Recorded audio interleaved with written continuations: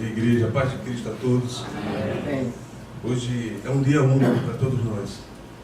Esse dia nunca mais será repetido. Esse é um dia único para adorar a Deus. Estamos aqui para isso. E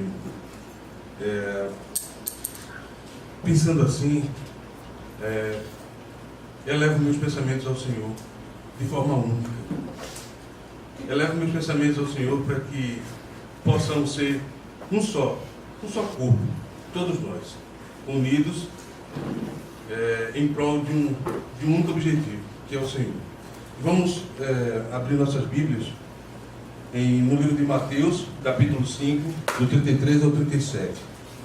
E diz assim a palavra de Deus: também ouviste que foi dito aos antigos: não jurarás falso, mas cumprirás rigorosamente para com o Senhor os teus juramentos.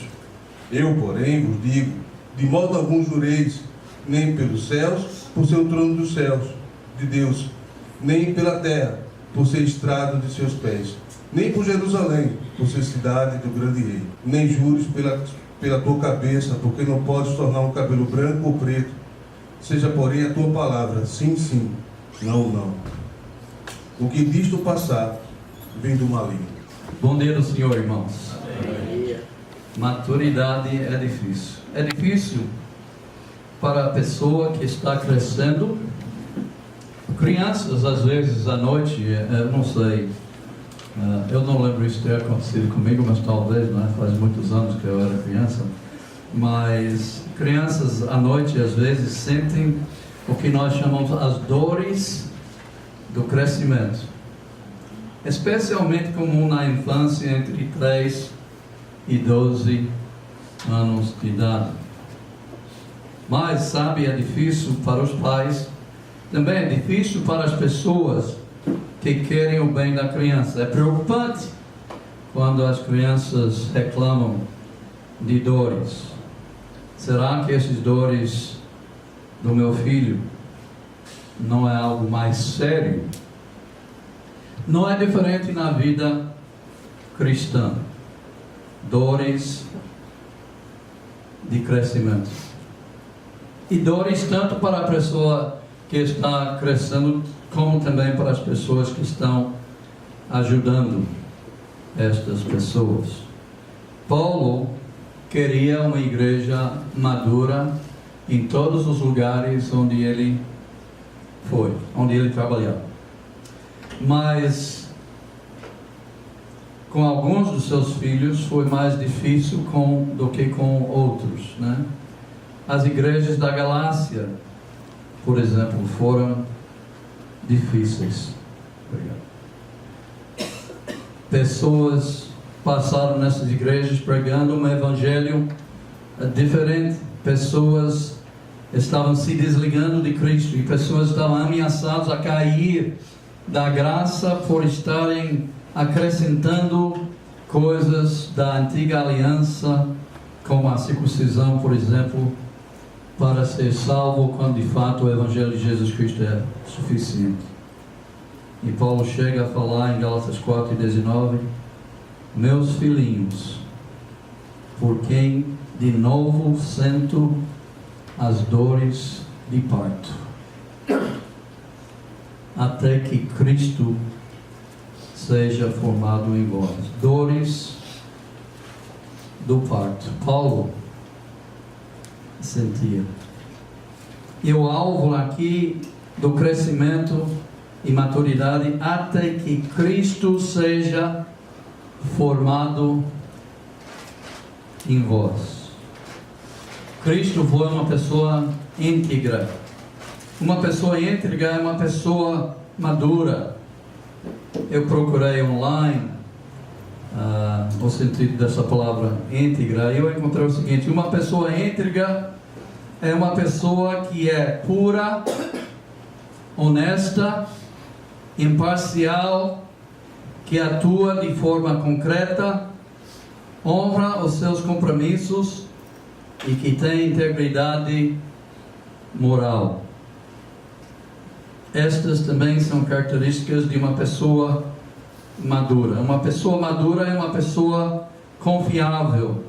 Uma pessoa adulta é uma pessoa comprometida e que vai cumprir os seus compromissos. Uma pessoa que tem maturidade é uma pessoa que assume a responsabilidade e fica fiel até o fim. Meu pai, espero que você não canse de eu falar do meu pai, mas meu pai assumia compromissos e cumpria os seus compromissos.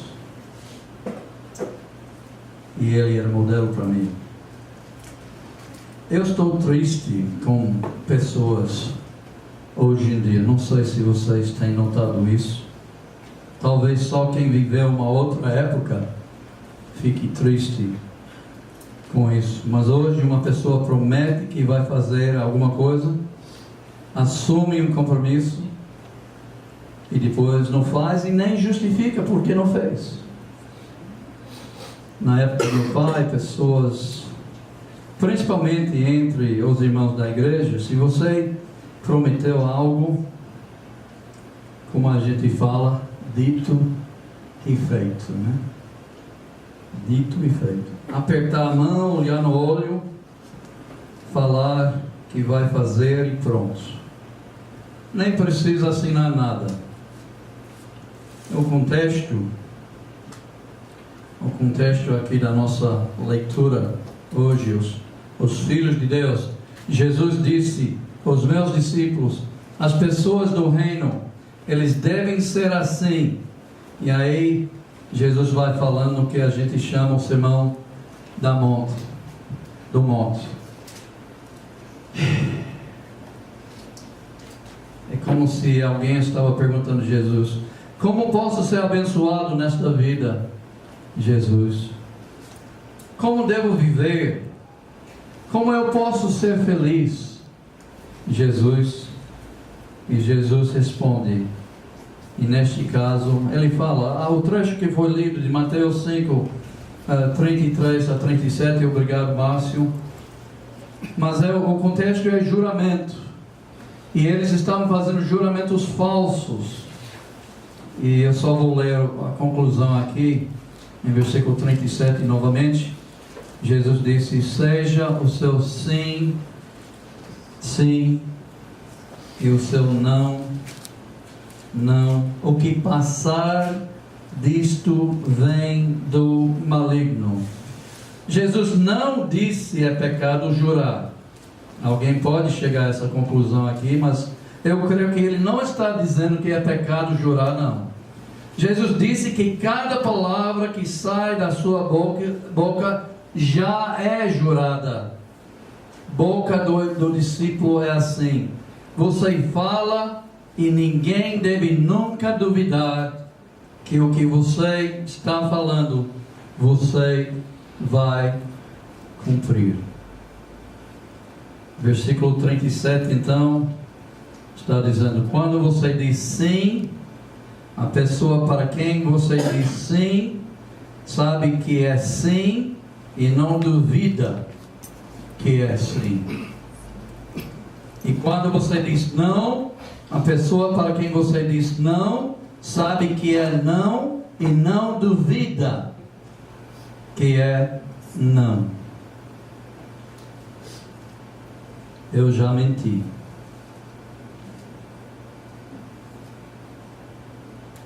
Não fique escandalizado comigo.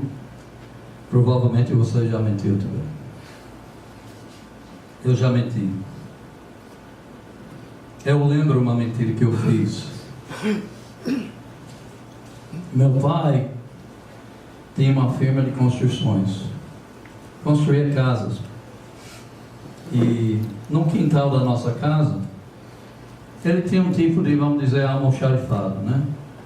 E aí ele guardava as ferramentas dele e também sobras das construções, sempre sobra algum material, então ele precisava de um lugar, então ele tinha essa casa lá atrás. Aí, em nossa vizinhança, tinha uma família com 2 filhos ao lado da nossa casa. E eles eram mais velhos do que eu. E eu queria muito ter a amizade deles, eu queria ser amigo deles, mas eles eram mais velhos, não tinham muito comigo, né? Interesse na minha amizade, mas eu queria fazer tudo para agradá-los. Então eles tinham um cachorro que era muito querido, e o cachorro deles morreu, chegou a morrer.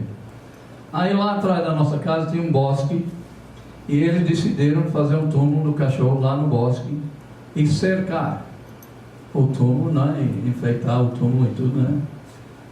Gostava muito. Só que quando eles começaram a construir esse túmulo lá, eles queriam cercar e não tinha a escavadeira, eu acho que é chamado, para poder cravar os buracos para colocar os postes, não é? Então, eu numa conversa com eles disse: olha, eu tenho, mas eu não posso pegar porque meu pai disse que não posso mexer com as coisas dele. Aí ele disse: mas ele não vai saber nada. Ele não vai saber nada, a gente pega, a gente usa, a gente bota de volta, ele não vai saber nada. Deixa a gente usar.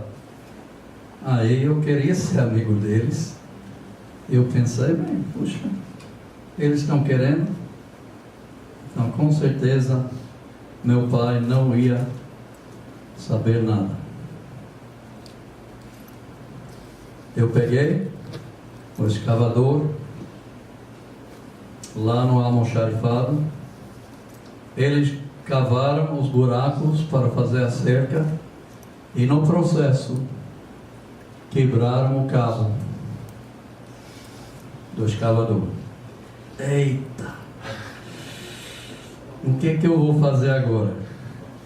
Se eu pôr de volta quebrado, ele vai saber que eu mexi. O que fazer? Sei, eu vou deixar aqui no mato. Vou deixar aqui no mato. E aí quando ele procura e não encontrar, ele não tem como saber o que houve. Um dia desses, meu pai foi procurar o escavador dele. E ele disse: cadê meu escavador? Eu sei que eu coloquei aqui nesse lugar, está faltando. Randy Joe? Randy Joe, vem cá. Eu sabia, quando ele usava meus dois nomes, poxa, eu sabia que estava encrencado. E ele estava usando meus dois nomes, Randy Joe. Randy Joe. Aí eu fui lá: Randy Joe, você mexeu com as minhas coisas? Não, pai, não, eu não fazia nada, eu não peguei nada, eu não sei. Cadê o meu escavador, Randy? Eu não sei.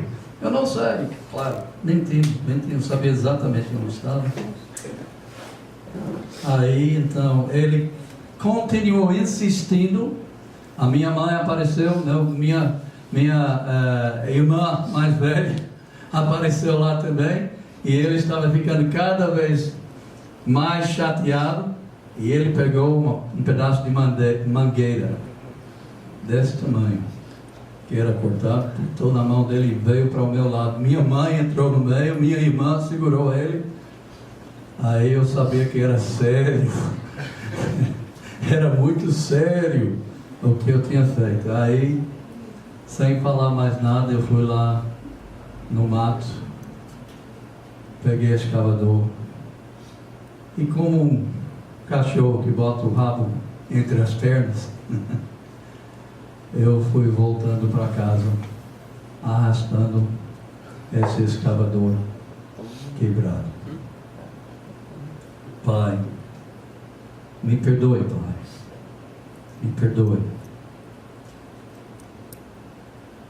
Meu pai nem me disciplinou.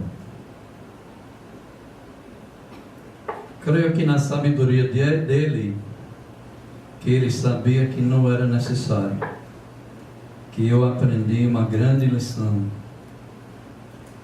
naquele dia. Nunca mais menti na minha vida. Isso provavelmente é uma mentira, não é? Mas eu vou lhe dizer que, olha, mentir, eu penso 2, 3, 4 vezes, né? Criança mente às vezes, mas a maturidade nos ensina que pela mentira não escapa às consequências, até piora as consequências, às vezes. As Escrituras até nos ensinam que o diabo é o pai da mentira, que é como Jesus falou, seja o seu sim, sim, o seu não, não, o que passar disso vem do maligno, e ele é o pai da mentira. Meu pai assumia compromissos com muita seriedade na sua vida secular, e se poderia ser mais ainda, especialmente na igreja. Quando ele disse que ia fazer alguma coisa, ele se esforçava no máximo para cumprir a sua palavra. E ele ensinava a gente, pelo seu bom exemplo, a ser pessoas da nossa palavra, pessoas íntegras. Sim, sim, e não, não.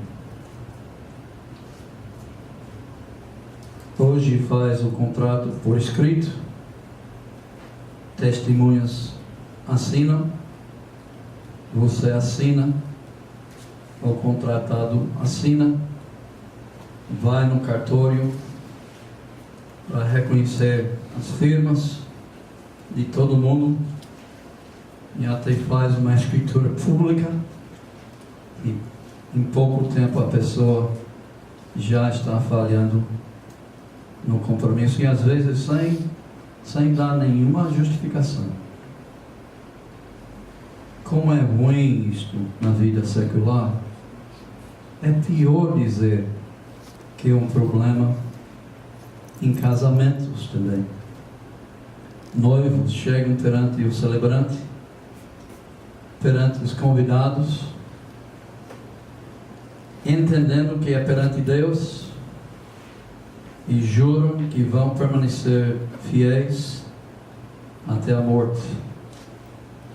E é mentira. Primeiro probleminha que vem, já busca a solução mais fácil, pelo menos acham que é mais fácil e mais rápido, e aí vem a separação, aí vem o divórcio. Entre muitas coisas, e eu não quero simplificar demais, entre muitos fatos que causam a separação e divórcio, a imaturidade, não que se trata de dar a nossa palavra e não cumprir a nossa palavra, a palavra do nosso compromisso, não ser levado a sério, certamente é um dos fatores que fazem os casamentos dissolverem hoje. A pessoa madura, pense bem antes de falar, e só fala o que pretende com toda a sua força honrar. Doa quem doer.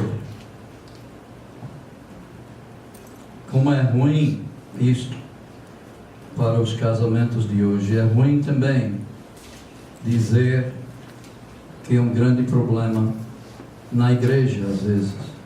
É ruim saber que hoje que não temos o espírito voluntário que a gente tinha somente há alguns anos, poucos anos atrás na igreja. Pior saber que os irmãos falam que vão fazer, eu vou fazer, e depois não cumprem suas palavras. Tem pessoas contando neles para fazer aquilo e não fazem. Quantas vezes alguém diz: eu posso ensinar as crianças na escola dominical, e nem aparece no dia, e nem justifica ao ser assim. E muitos outros exemplos podia dar. Tantos outros compromissos assumem e não honram o compromisso. pai era compromissado, uma coisa que eu lembro dele, com a obra do Senhor. E ele se esforçava para cumprir os seus compromissos. E nós não devemos, porque ele fez. Eu só cito ele porque para mim ele foi um bom exemplo exatamente nisso. Mas nós devemos, porque é o desejo do nosso Deus, do nosso Senhor e Salvador Jesus Cristo. Gálatas 4:19 de novo.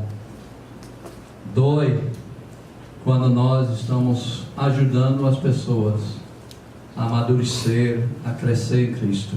E Paulo falou: meus filhinhos, por quem de novo sinto as dores de parto, até que Cristo seja formado em vocês. Cristo em nós. Cristo é uma pessoa íntegra. Cristo, pessoa íntegra, pura, honesta, imparcial, que atua de forma concreta, que honra os seus compromissos e que tem integridade moral. Que Deus nos ajude a crescer e chegar a ser como Cristo Jesus. Amém.